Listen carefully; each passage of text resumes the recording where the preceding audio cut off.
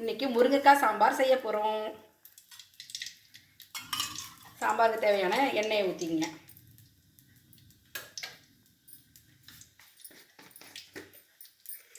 எண்ணெய் காஞ்சதும் கடுகு,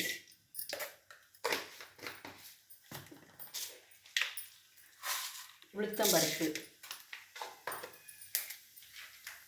பெருங்காயம்,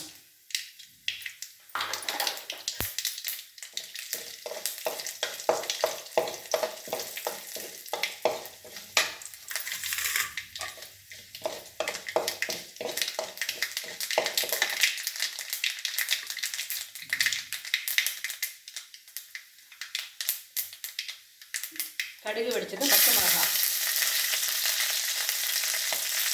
கருவேப்பிலை, சின்ன வெங்காயம்,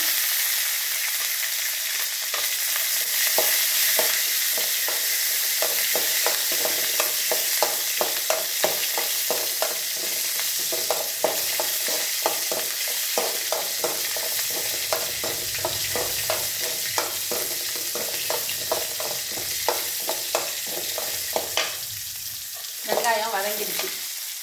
இப்போ முருங்கைக்காயை போட்டு லேசாக ஒரு வதக்கினோம்னா நல்லா வாசனையாக இருக்கும் சாம்பார்.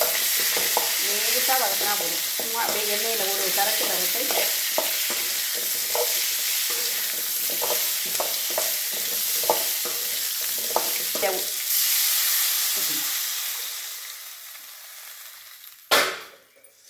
சாம்பார் தூள் நான் புளியிலேயே உப்பு போட்டு ஊற வச்சுடுவேன்.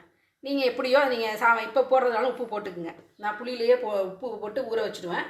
வேணுங்கிற சாம்பார் தூள் உங்களுடைய காரத்துக்கு தகுந்த மாதிரி. நான் எங்கள் வீட்டிலே அரைச்ச சாம்பார் தூள். நான் ஒரு நாளைக்கு இதையும் அப்லோட் பண்ணுறேன்.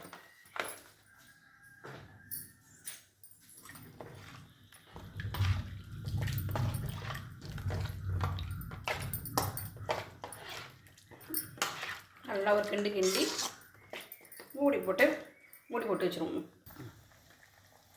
முருங்கைக்காய் நல்லா வெந்துருச்சு பாருங்க. சூப்பராக முருங்கைக்காய் வெந்துட்டு இப்போ பருப்பை போட வேண்டியதுதான். நல்லா பருப்பை கடைஞ்சி வச்சுருக்கேன். துவரம் பருப்பு,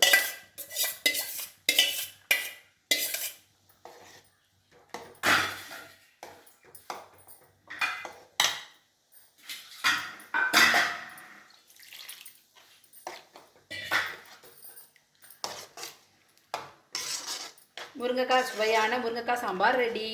இதுக்கு கொத்தமல்லிலாம் போடாதீங்க. பச்சை கொத்தமல்லிலாம் போட்டிங்கன்னா அந்த முருங்கைக்காய் வாசனையே இருக்காது. இந்த முருங்கைக்காய் வாசனையோட சாம்பார் அருமையாக ரெடி ஆகிடுச்சு.